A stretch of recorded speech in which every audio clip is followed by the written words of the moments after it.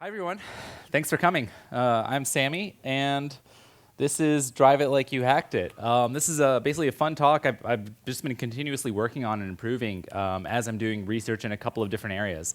A couple really fun areas for me have been vehicles, radio, hardware, and we're going to focus a little bit on some of that stuff, which is really fun to me. We'll cover some web stuff as well and try to bring it all together in a fun way. So we all love Nicolas Cage, right? Yeah? Okay, I love Nicolas Cage. So I saw Gone in 60 Seconds. It's like one of my favorite movies. So I've spent my entire life trying to be like him. So as Gone in 60 Seconds happens, basically Nick Cage is going around stealing cars. I hope I didn't spoil that for anyone. But to do that, the first thing you need to do is you need to get into a garage, which has like some really cool cars. So in the last year, I've been looking at how can I break into garages? Like, how do garages work? And garages are pretty cool. We've all seen the clicker, right? Little garage clicker. All right, I have one here. So I started learning about how these things worked. And my goal was to break into my own garage.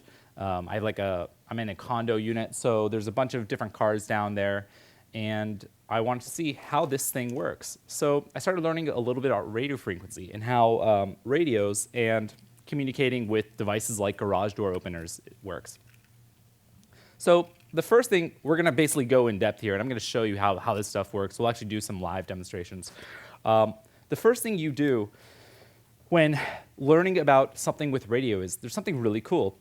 Any device in the US that actually transmits radio frequency has to have an FCC ID. So if you actually pull out your phone, all of our phones actually will have an FCC ID on the back here. So like on my iPhone, I see an FCC ID. So same thing with this garage door opener, which opens my garage. So what we can do is we can actually take one of these things and open up our garage. And if we look at the FCC ID, the cool thing about the FCC is what they do is they regulate transmission in the US. So if you want to transmit on a radio frequency, the FCC has to allow that device or manufacturer to do it. And what we can do is all of the information about that ID is actually public information. So you can actually go to the FCC's website, which is really, really hard to use, and search for one of these IDs. Fortunately, someone named Dominic Spill has created a website called fcc.io, which I use all the time. And basically on fcc.io, you can just type in the identifier back on either this garage door opener or your garage door itself or your phone. So if you actually pull out your phone and you can look up the FCC ID and you can learn all about what your phone transmits on. It's actually very cool. And inside of there, we'll see a few things. So the first thing we see is often you'll see pictures of the actual device, both the outside on the left here and the inside. So you'll actually see inside of that circuit. This is really cool if you're trying to look up information on, say, a device that you don't necessarily have access to, or a device that might be out of your price range, or a device that's not released yet, right? Something that's coming out. You can actually go here and you can learn a ton of information. You could probably you can probably discover vulnerabilities or issues with the device before it even comes out. It's pretty incredible. So here's an example of actually my garage door opener. I looked it up. And the first thing we see here is we see kind of like where it came from. It came from China, obviously. And you also see the range here, the frequency range. So this is the frequency that it communicates on. And on this one, it says the lower frequency is 390 megahertz and the upper is 390 megahertz. So that means this communicates on one frequency, 390 megahertz, which is pretty cool. So what else we see on the FCC? We see stuff like they have a cover letter, always a nice little formal letter they write. External photos like we saw, internal photos, a couple different things. One of the more interesting areas is the test report. So what the FCC does is they hire someone to come out and actually test your device. Because the thing with frequencies is we're essentially sharing the spectrum. Like you don't want a device to just constantly transmit out and prevent other devices from working. For example, if I just held this garage door thing, if this were just transmitting all the time, it may prevent other garage door openers from working. And you wouldn't want to interfere with, say, someone across the street. So they do all these tests to ensure that it transmits on the frequencies it's allowed to, not more powerful than it should, so on and so forth. So if we pull this up, we can see like the internal report. We can actually often see a spectrograph of actual recording of that. of the radio signal transmitted by the device. And there are some different devices I use to actually listen to this kind of stuff. One of the devices is really cool. It's HackRF. It's capable of receiving and transmitting from 1 megahertz all the way up to 6 gigahertz. It's a really wide range, totally open source, open hardware, a couple $100. It can also transmit, which is really interesting. People have done some really crazy stuff with this thing. For example, spoofing GPS. I mean, people have literally spoofed GPS using this device or similar devices and have made ships go off course. Ships literally going off course because what are they depending on? They're depending on GPS. How does GPS works? It's from radio signals getting sent from satellites down to the Earth, and we're using that to like figure out where we are. And someone comes along and transmits a signal, and you think you're somewhere else, or you think you're just going somewhere else. I mean, the amount of dependency that we have on these radio signals is massive, and it's growing every single day. So this is another reason that this is like such an interesting thing, and I'm so interested in this right now. And now HackRF, you may say, okay, well, I don't know anything about radio, and I know very little about radio personally. But you can do some pretty simple things. For example, if you're dealing with something that uses a fixed transmission, something where it's like a password. So if you open your garage door opener, a lot of our garage door openers basically have a bunch of dip switches, which is essentially a password, and that opens your garage. Now, if you don't know if I were trying to exploit someone's garage and trying to break in, what I might do is I might record that signal and replay it, and HackRF can do that. Now, not all devices are capable of recording and replaying. Often you need to know a lot more information about the signal, which we'll learn in a bit. But with literally 2 commands, you can record and then replay, kind of like recording, taking a microphone and a speaker and reproducing some signal. Now, this will work in some scenarios, not in all scenarios. For example, cars will use something called rolling codes. We'll go over that later, where the password's changing, kind of like Google Authenticator or 2FA. Right? You might get a 2FA is essentially a rolling code where every time you get a new identifier or a new password to log into something. Another device I use is RTL SDR. This thing's awesome. I have it right here. It's basically another antenna. It's a SDR means software-defined radio. RTL, it's from Realtek. And software-defined radio HackRF is also a software-defined radio. It allows you to use software and inexpensive hardware to analyze the radio spectrum and also often transmit. RTL SDR is great because it's like $20 on Amazon. So you can go right now for 20 bucks, get into it, start learning, and you can do so much. You can see planes going overhead. There was actually someone in LA who has been recording planes. So it's public transmission. Whenever a plane is flying, it's sending radio signal of where it is, of its GPS coordinates and information about it, its unique name. And he started mapping it out just as a hobby. And he found that there's these planes that are just circling over LA. They're just going in circles, right? They lift off, they fly around, and then they circle. Why are there planes circling over LA? And he started to look, what's that? Correct, FBI planes. He's the guy who discovered that these are FBI planes going around, probably using something like Stingray to listen to our phone calls and text messages. So always say, hi, FBI, when you pick up the phone. So RTL SDR is another really cool example. He did that with RTL SDR. It's a $20 device. You can use free software, open source software on your computer, no matter, in any major operating system. GNU Radio, this is a fun, although complicated piece of software that it's probably not complicated. It's just really hard for me to learn. So I'm still trying to figure out how to use this thing. But it allows you to take radio signals, or actually any signal. Technically, you can just pipe audio into it. And you can manipulate it. You can run different filters on it and extract information or transmit information. So this is another really useful tool. GQRX, this is an awesome tool. We'll actually use this in a minute. I'll show you how it works. Basically, this allows us to see a waterfall view of the spectrum, of the radio spectrum. So we can say, all right, I want to see from 300 to 301 megahertz. I want to see everything that happens on there. This would allow you to let's say you have a device and you don't have the FCC ID. Or let's say you don't have access to a device. Let's say you're outside of something and you have a black box, or someone's driving up to their garage and they're about to hit a button, but you don't know what frequency their device is using. You can use this to essentially watch a waterfall of radio frequencies. And you will see when there is something with a high amplitude, when there is essentially a signal that's getting transmitted. It's really cool. This is for Linux and OS X only. If you're on Windows, you can also get SDR Sharp. It's another similar tool to do the same thing. very cool. And the cool thing is, I mean, there are people out there, like on Reddit, there's a subreddit called RTL-SDR, and you can actually go on there, and people are just looking at the spectrum because there's all these radio frequencies out there, and we have no idea what a lot of them are, right? A lot of these, this is something that's invisible, right? It's essentially invisible to us, and usually when there's something invisible, like people just assume it's secure because we can't see it, we don't know how it works. And more people are now playing in this area and researching and trying to find what are all these invisible signals. And a lot of it lacks security. I mean, it's really interesting, some of the stuff that's coming out of here. RTL-FM, this is like a command line tool that allows you to record signals with the RTL-SDR. So these are some of the tools that I use. The presentation will be available online, so if you guys want to grab it and do any research in here, you'll have access to all of that. So let's go back to this FCC report.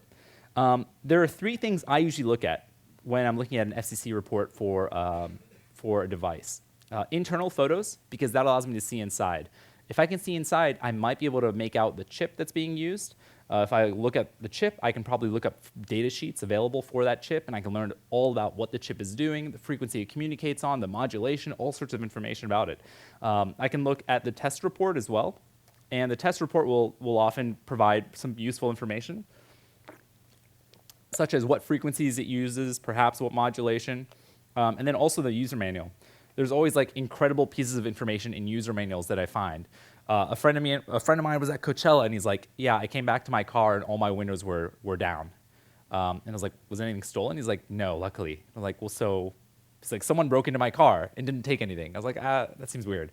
So I looked up the FCC ID. I was like, maybe someone hacked his device, his like radio thing, or his car key. And I looked it up, and I looked at the user manual, and it's just a section of how the car key operates and everything about the car key. And apparently, if you hold one of the buttons down for enough seconds, all of your windows just roll down. I haven't told him. I'm going to use it against him. So here's an example of a test report from my garage door opener. We can see something called the frequency is 390 megahertz. We see the modulation type is ASK or ASK. We'll go over that in a second here, and a couple other things about the device. So let's talk about modulation a little bit. Who here has listened to the radio? Okay, cool. Younger people may not know what that is. It's like Spotify. So we now have things, there's different types of modulation. It's basically how we encode data in a signal. There's ASK, which is amplitude shift keying. There's FSK, frequency shift keying, and PSK, phase shift keying. These are common modulation schemes that are used. Now, these are specifically for digital data, when you're trying to communicate digital information over the radio spectrum. Now, ASK is actually a type of amplitude modulation.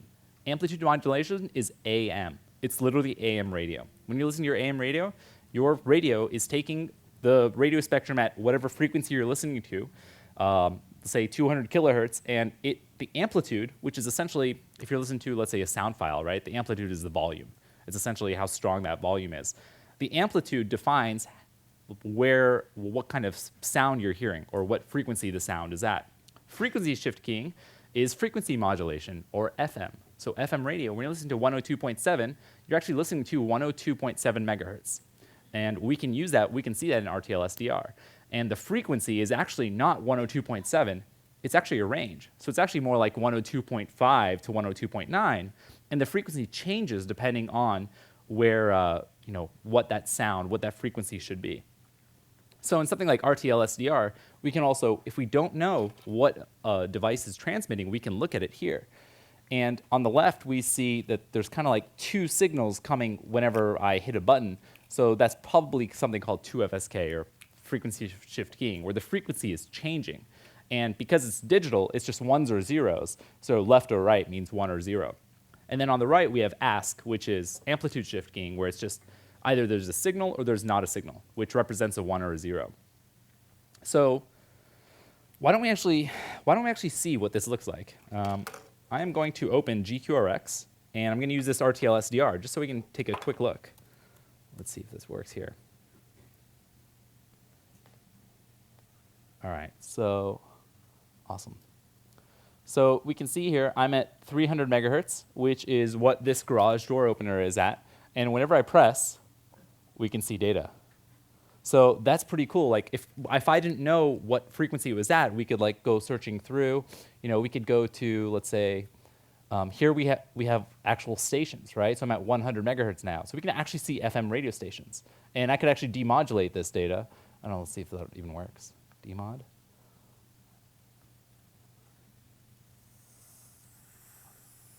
So we'd have to tune. Oh, yeah. So we can actually tune to different stations here. That's my jam right there. All right, cool. Cool, so we actually know that this is at 300 megahertz now. This is really cool. We can demodulate this data right in here. So now that we know it's at, again, we'll look at it once more here. 300 megahertz. And because it looks like it's just one signal turning on and off, that tells me it's probably amplitude shift keying, or AM, amplitude modulation. So we can then use RTL-FM. So let me quit that. Let's see here. Find my windows. All right, so, I mean, that's going to be hard to see, but here, I'll just record it first. So I'll say RTL 300 test.wave. I'll press this once or twice. Great, Control-C. And what this actually does is this produces an audio file, a WAV file, that we can then inspect. So I'm going to pull this up in Audacity, a free audio tool. Let me find the file here. And I will throw this in here. All right, cool. So this is Audacity. So here we can see I hit it twice. I hit it once here and then once here. So let's take a look at what this signal actually looks like. Zoom in. It looks like it's a repeating signal. It looks like the same information. Now, who has opened one of these garage doors and had to like set the dip switches? Have you had to do that? All right, so we've seen those. Usually it's like 10 or 12 dip switches. So let's zoom in. Can you guess what these relate to? So if I open mine right here, this thing is impossible to open. All right, now I got it. I'll tell you what I have here. I have on and off dip switches. Mine is on, off, on. Let's just zoom in so we can see if there's any correlation at all. On, off, off, off. So basically we're seeing amplitude. We're actually seeing a signal. In this case, it looks like a long signal followed by nothing. Long is a 1, and a short signal followed by nothing is a 0. So literally, just by using this $20 device, I've recorded, and I now know the code to my garage door. You could go around like recording code, like just like in Gone in 60 Seconds, right? They go up to the garage, they use their little device, which probably didn't exist, and they are able to record the code. Like, that's so interesting. All right, so let's go back to, oh man, I can't see anything. All right. I like where he's going with that. All right, let's see if I can figure out how to open. I can't, I'm not mirroring here. Show all windows? Oh, man. Enhance. All right. Back to the slideshow. Okay, cool. So we just saw GQRX, and we saw this, right? So we actually analyzed that signal. We saw it was just a repeating signal. It repeats a bunch of times because amplitude shift keying, like if you've ever listened to AM, the audio sucks, audio quality sucks. It's very easy to, it's the most inexpensive way to transmit information, but it's also the most prone to interference, people sniffing. You can really sniff anything though. So someone had a good suggestion. What if we brute force that? How long would it take? Well, if we take a look at these different garage doors, there's a couple different things. Some are 8 bits, some are 10 bits, 12 bits, right? There's just on and off. So I recorded this one, and it looked like it was 2 milliseconds per bit with a 2 millisecond delay for each bit. And it sent 5 signals per transmission minimum. So if we calculate that for all the possible garage doors that I've looked at that use fixed codes, it looks like it would take about 29 and a half minutes to brute force. So basically 30 minutes to brute force someone's garage, which is pretty insane. So I was looking at this, and I was like, well, can I do this a little faster? Because I have stuff to do. I can't just sit outside of people's homes 30 minutes and do this. And I was looking, and I saw, OK, well, if it's repeating the signal, what if we stop repeating the signal? Like, it's repeating just so that it can be more successful. But for the most part, we're not going to have interference. So if we actually take out the repetition, we can actually reduce it to 6 minutes to brute force any fixed code garage. That's pretty cool. But looking at this further, I saw that there was basically this massive period of wait, of delay between every time it sends a signal. So I was curious, what if I took out that delay, where it's sending one signal followed by, like, one password followed by another password? Instead of a delay in between them, what if I just sent password, password, password, password? And that worked. It opened my garage. So that reduced it down to 3 minutes to open any fixed code garage. And then I was thinking, how does it know where one password begins and one password ends? What if it's using something called a bit shift register? Now, a bit shift register is basically a register where you pull in data 1 bit at a time. And as it performs a test, let's say it's a 4-bit register. It looks at the 4 bits, and it performs a test. Is this the correct 4-bit? If not, it then takes 1 bit off, pops one off, and then shifts one in. Well, if that's the case, you wouldn't actually need to test all possible codes. You could actually just pop, for example, if I used, let's say I'm looking at, this is a 2-bit code. Let's say we're just looking at a 2-bit code right here. 0001, 1110. Those are the 4 options. That's a total of 8 bits. However, if we create something called the De Bruijn sequence, De Bruijn is a mathematician who discovered this algorithm to efficiently produce all possible codes that overlap. So if we overlap these, we can say 00110. Now, if we put that in a bit shift register, we get 00 as the first 2 bits. And if we move over just 1 bit, then we get 01. Move over 1 bit, we get 11, and then the last 10. So we've actually gotten all 8 bits out of a 5-bit sequence. Now, if we do that with every 8 to 12-bit code, we actually reduce this down to 8 seconds to brute force any fixed code garage between 8 and 12 bits long. 8 seconds. Yeah? Just as a hunch, might this also be a similar premise behind how things like TV Be Gone work? TV Be Gone, all of the infrared codes that are basically public information for all the televisions, TV Be Gone, you could do that, but TV Be Gone specifically turns off TVs. So if you were brute forcing, what you'd actually end up doing is like changing the volume, changing the import source, doing all this other stuff. TV Be Gone specifically has programmed all of the IR codes for most of the different televisions, but you could definitely do something similar because you will hit the off code at some point, right? So at this point, we have 8 seconds. Now, this is just how to transmit. RTL-SDR does not actually transmit. This is just an assumption of how we can mess with this garage. So now we need a device to actually transmit. One device I'm a fan of is this Yardstick 1, also by Michael Ossmann. This has a nice radio chip for both receiving and transmitting. It's not software-defined radio. Software-defined radio allows you to take a signal you know nothing about and then perform all the modulation, demodulation, and accessing and reading it in software. This is all hardware. There's pros and cons. The major con of something like this is that if you don't know what the signal is, if you don't know if it's frequency modulated or amplitude modulated or the frequency, this is not going to be too helpful because you have to tell this hardware, I know it's FSK, I know it's on this frequency, I know it's this data rate, and show me the data, or transmit the data. But if you know what you're looking for, or you know what you want to transmit, you can use this device. And there's a Python interface that you can use by something called RFCat. And there's another device that I like to use from one of the most amazing technological companies of our time, Mattel. So Mattel creates all sorts of awesome toys for children. And one of their toys, is called the Mattel IMMe. This is a texting device for tweens to basically communicate with each other without being on the internet where creepy people hang out. So with the IME, you can actually text someone, and it wirelessly transmits to a little dongle on a USB stick, and then it goes over the internet to your friend who also has one of those USB dongles, and then wirelessly transmits to this little device, to the IME. The service is no longer active. They don't sell these anymore, so you can get them off eBay for like $10, $20. And a couple of people have found that inside of this device is a really cool chipset from Texas Instruments, and it's a sub-gigahertz transceiver. That means it can receive and transmit on virtually any frequency under 1 gigahertz, which is actually amazing.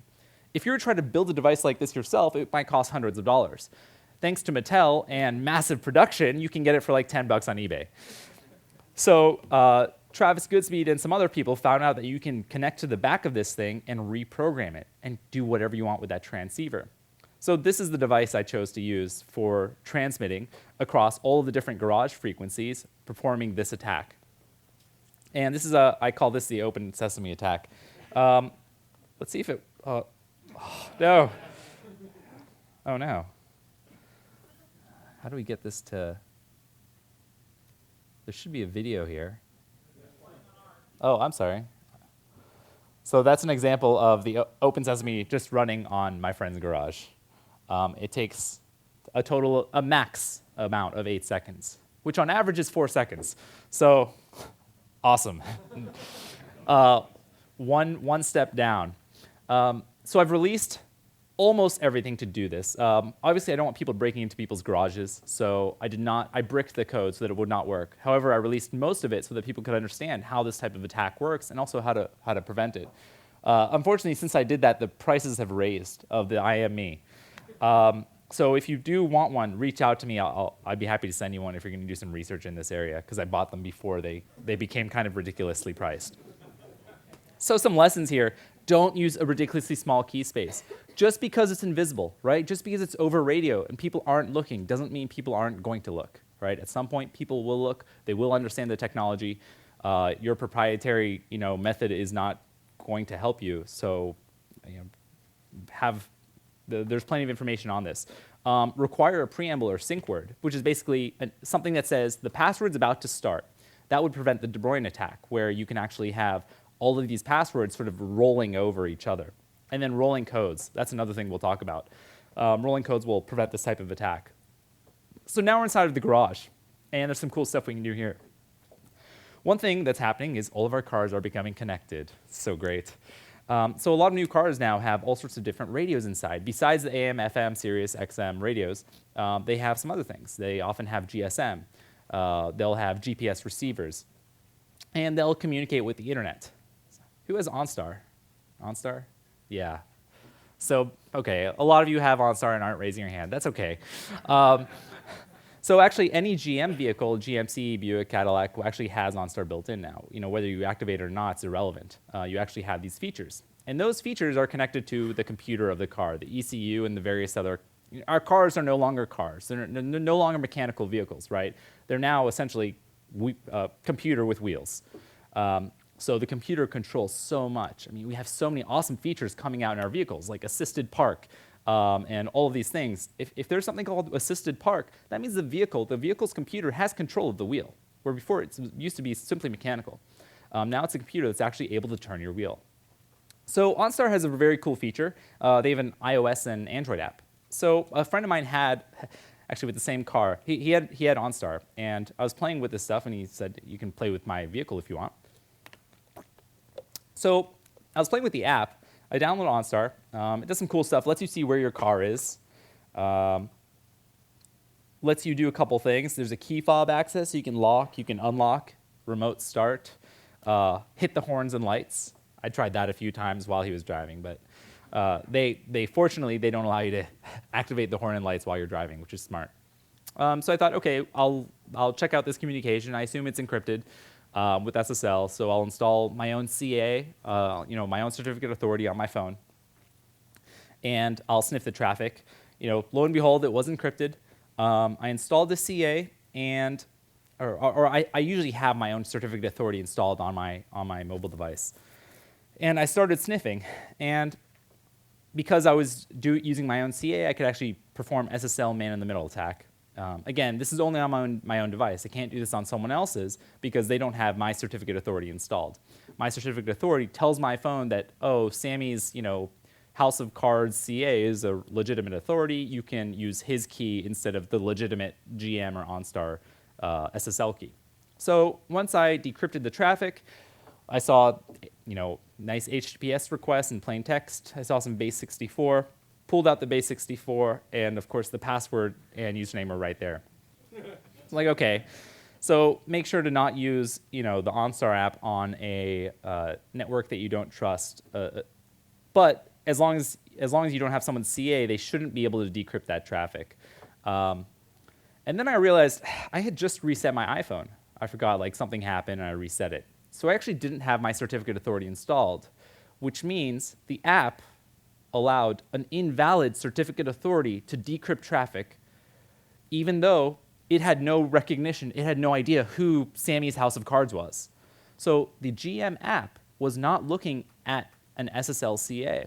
It was blindly, it will accept any SSL key. That means as long as you have someone on your Wi-Fi network, which is very easy to do, and they open that app, you can decrypt all of their traffic for that app. I thought, wow, this is absolutely insane.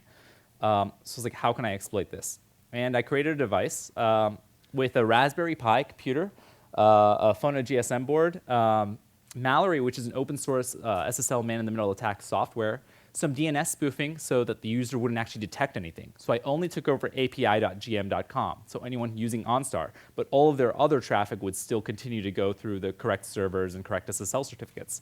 And a couple other things like an Alpha wireless card. And then I thought, okay, how do I attack my friend? How do I get him to jump onto my network? Now, fortunately, you can do things like you can use your own, or you can use common Wi-Fi network names like ATT Wi-Fi or Starbucks, things that you know that they might be on. But there's actually something pretty cool here. Another thing that our phones do is they send out probe requests. So if your phone doesn't see your network, it will actually send out probe requests saying, hey, I'm looking for a network, in this case named Tadong. Is there a network named Tadong out here? And you can say yes. It actually tells you the network name it's looking for. And with that information, you can generate a network on the fly, which it will then join, assuming that it's the correct network. It's actually our phones, our devices, our computers, our laptops, none of them actually look at the MAC address. They're only looking at the network name. Now, this is only for open networks. If your phone has only connected to encrypted networks, fortunately, this attack will not work. But I'm assuming almost everyone has at least connected to one open, unencrypted network before. ATT Wi-Fi on almost all iPhones, absolutely. Netgear links this. I mean, you can, and the cool thing is you can just launch all of them, right? So if you come near my house, you may actually just see 10 different network names for all the common ones. So with under $100, we have a little device that I threw under my friend's car and was able to, at some point, let's see, OwnStar, yes, this is an app called OwnStar now. So here I am, and once I acquired his credentials, I was then able to unlock his car, remote start it, and basically do anything to his car at that point. And then I tested BMW, which also did not check SSL certificates. And then I checked in Mercedes-Benz, which did not check SSL certificates. And then I tested Chrysler Jeep, which did not test SSL certificates. This is a massive issue in virtually every, I'd say this was 5 out of 10 of the car apps that have the ability to unlock a vehicle, right? I only cared about the apps that actually did something, important. 5 of 10 did not perform SSL CA validation. So the lessons here, if you're going to do this, either validate certificates from a CA, which actually I wouldn't necessarily suggest anymore. The nice thing about CA is you can turn off your keys if they ever get stolen. However, there are a lot of certificate authorities out there. For example, I don't know, you wouldn't want the Hong Kong Post to be releasing CAs or releasing keys for you, but they have that full capability. They can say they own gmail.com if they want. And we've seen CAs get hacked before, or accidental keys for gmail.com get released before. So better yet, use certificate pinning. This way, the app that you release has a key in it. You have that key. Those are the only people who know about this key. No one else can, avoid that. Also, hash the passwords. Don't just base64 everything, right? Hash your passwords. Use Assault. Make it difficult, even if someone does obtain this information. Who knows how someone will break into your device sometime in the future. There will be new attacks. They will extract information in different ways. And always assume you're on a hostile network. Just always assume that. So now we've broken into some cars.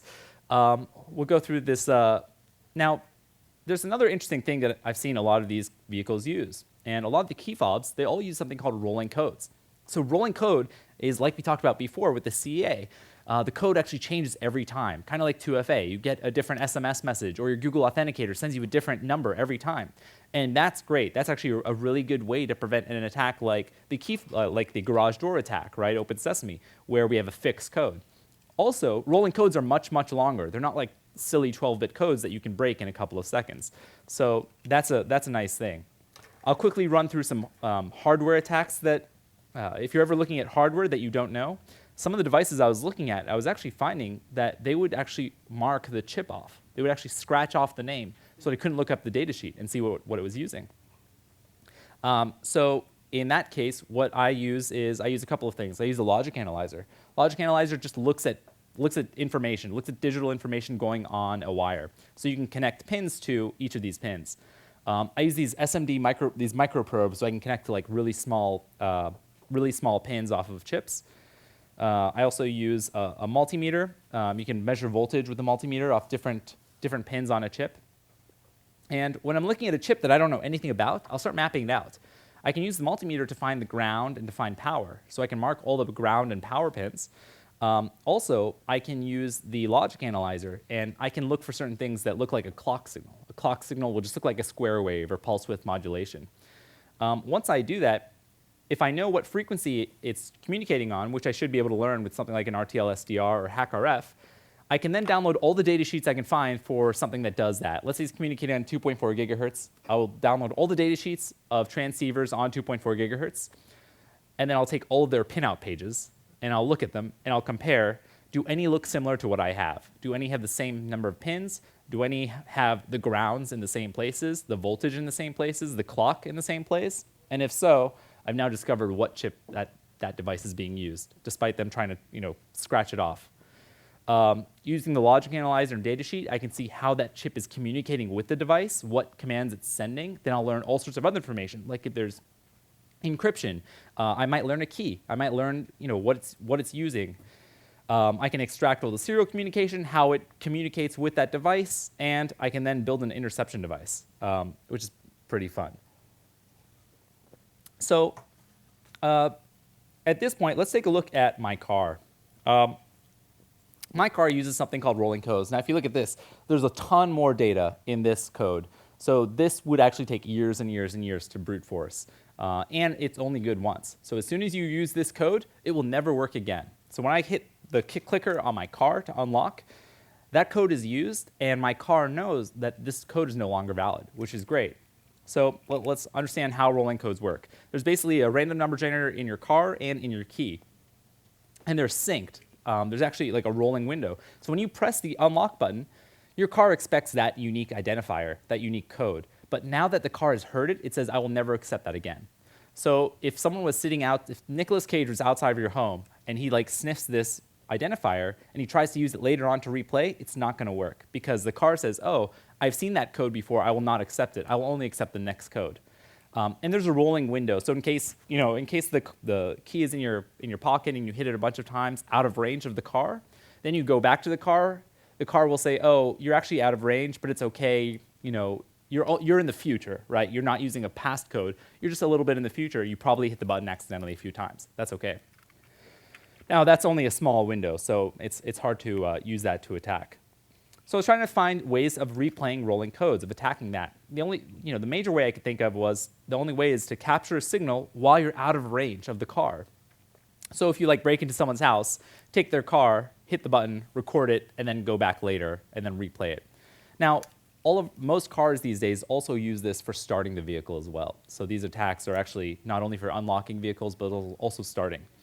Now, this is a really lame attack. I think if you're in their house and you have access to their key, you should just take it. So how can we get around this? What if we jam the code? Now, again, these keys are inexpensive, so they'll charge you like $300 to buy one, but they're actually really cheap. So it's actually very easy to interfere with this communication. So when someone hits their button, if you're actually transmitting as well, in fact, if you even have a similar key and you hold down the unlock or lock button of your key while someone tries to unlock their car, they won't be able to unlock their car. You can actually do this for kind of a wide range.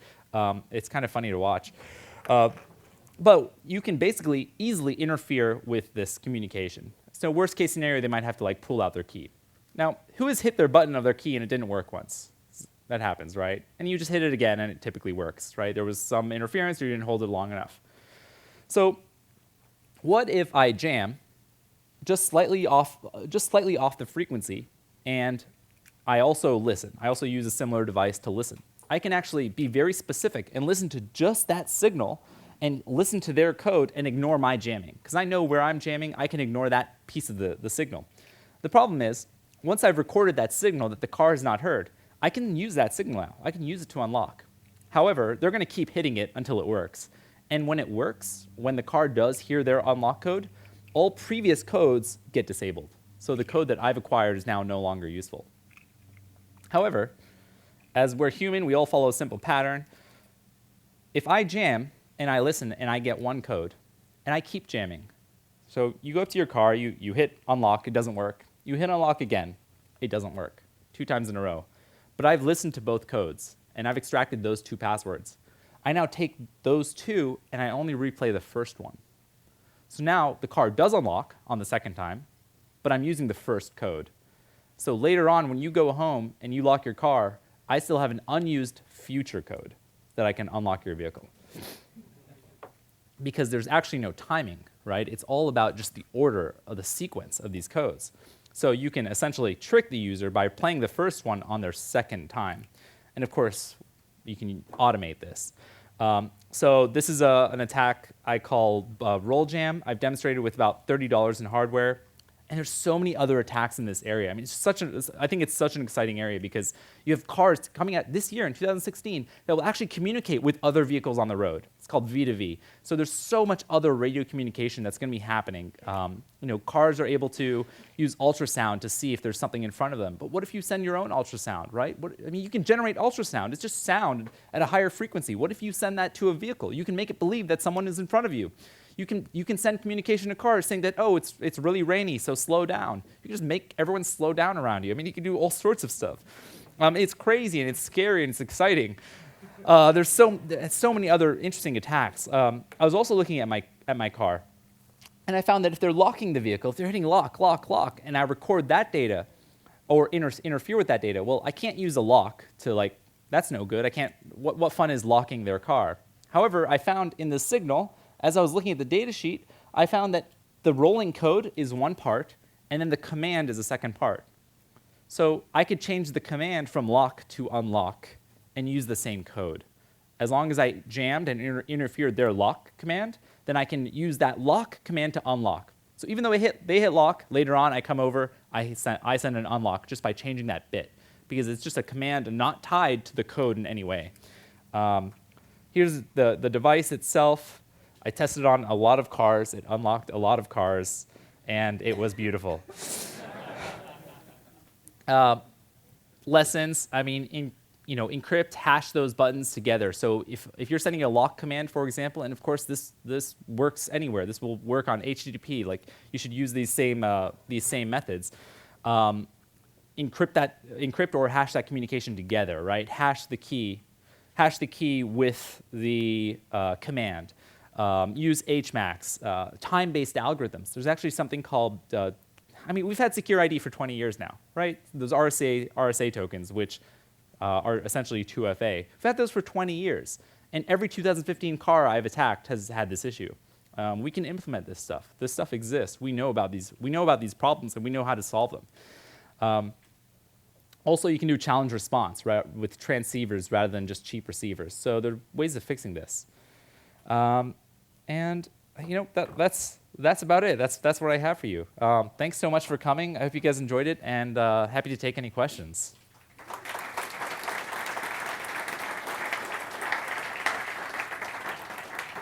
Thanks. Yeah. Yes.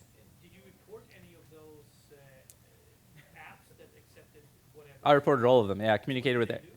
What did they do? Fortunately, they all came out with new apps. Well, the first one, GM, did not reach out. It was impossible to contact them. They had no way for researchers to reach them. So I called them. I went to the support. I escalated. I emailed. I went through their website. Literally never heard back. And then I then I released a demonstration. I didn't release the code or anything. And then I got called, like within 24 hours. And then Benz, BMW, et cetera, they all did fix. I mean, everyone fixed it within a few days, which is great because it's just an app update. Yes. For any of the reports that you did file with companies that did have some sort of security presence, did you get any bug bounties? None of them had bounty programs. And none of them had security presences that I could actually communicate with. It was literally, literally all of these companies, I had to just, they had no security response, right? This is new areas, at least for the vehicles. Now GM does. Now GM does have a security program. Does Chrysler also have? I'm sure they do. Yes. Could you explain a little bit, like, if you use, like, you report a code earlier in the day, it's useless the next day, so they'll use a future code and expire all the previous ones. Correct. So then how is it that you've recorded 2 codes from the jam, and then you let them unlock their car, and then you still had a code?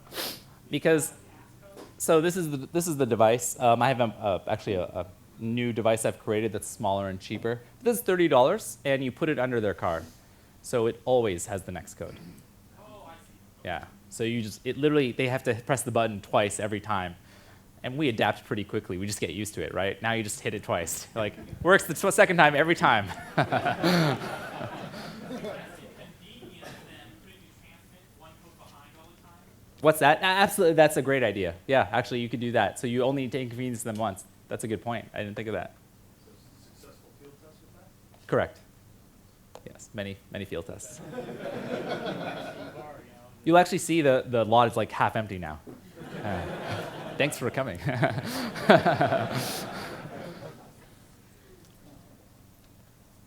Any other questions? Yes. Did you look at all, or you talk about the most frequently used method that I've heard of for breaking the cars is the amplification method? Sure. The proximity of the key. Yeah, I mean, the amplification attack is really interesting, right? A lot of us have keys that we keep in our vehicle, or we keep in our pocket, and we can go up to our car, pull the door, and it'll send a signal out that our key detects, and then it will perform a challenge response back. Right, and for starting the car, it actually uses the signal strength, so it knows that you're in the car. So if the signal strength is too low, it says, oh, you're outside of the car, I'm not going to start the vehicle. You have to be inside the car. But, as you say, you can perform an amplification attack, where you actually, let's say you have 2 people, right, and you go up to the car, you pull the door, it sends the signal, your device amplifies that signal or sends it wirelessly somewhere else. That gets retransmitted near the door or near the person's car key in a restaurant or outside of their house, and yeah, you can then unlock and start their vehicle and drive away. And vehicles cannot stop if they detect the key is no longer in the car, because it would be too dangerous, right? If you're on the freeway or something, what happens? So the car will continue to go, and you take it to your chop shop. Yes? Have you found whether or not these challenge response protocols use the mechanism to detect proximity based on the timing of the response? Like, if you're doing this relay attack, it's going to take longer than the direct That's correct. protocols that work now. All of them do have some amount of timing, but it's lax enough that you can perform the attack in every case that I've seen. Yes? There's excellent research from Zurich Mm. on timing attacks and the delay and stuff, if you're interested in the details. Yes? Were there any vehicles you had the opportunity to test that you weren't able to get something like this working on? No. I know. Yeah, I mean, they're all, vehicles, they're all using some of the same chipsets from the same companies, so it's all the same attacks. Yeah. So where do you think this goes? I mean, these protocols are pathetic, right? Mhm. They're like, 30 years ago. Yeah. Protocols. So do you think eventually we get to, sort of fully authenticated SSL communications? Absolutely. I feel like this is, I think we were talking about it earlier, like this is the web 10 years ago, right? 10, 15 years ago, everything had XSS, everything had SQLi, everything had RFI. Now, only most things have XSS and SQLi and RFI. So I think in another 10 years, hopefully we'll have a lot more hardware and radio security. I hope so. Yeah, I suspect we will. Yeah. Was that one of the fixes at BMW? Was that report from you in terms of being able to intercept and send text messages to BMWs, or was that a different one? That was someone else. Yeah. Yes. Is there a related question? Do you have any insight of why this happens? Like, where do companies find it? Like, where I work, design garage. What security people? No, seriously, I don't think they have security people. So they don't. I think that's a new thing, right? Yes. I learned something really cool at scale this weekend, is that Volkswagen and other cars use Linux. So if you have a VIN, apparently you can ask them for the source code. Oh, interesting. Wow, I didn't know that. That's very cool. Just so you know, that could that be good or could be bad. Depending on how you look at it. Awesome. Yeah, yeah. Okay, well, thanks so much, everyone.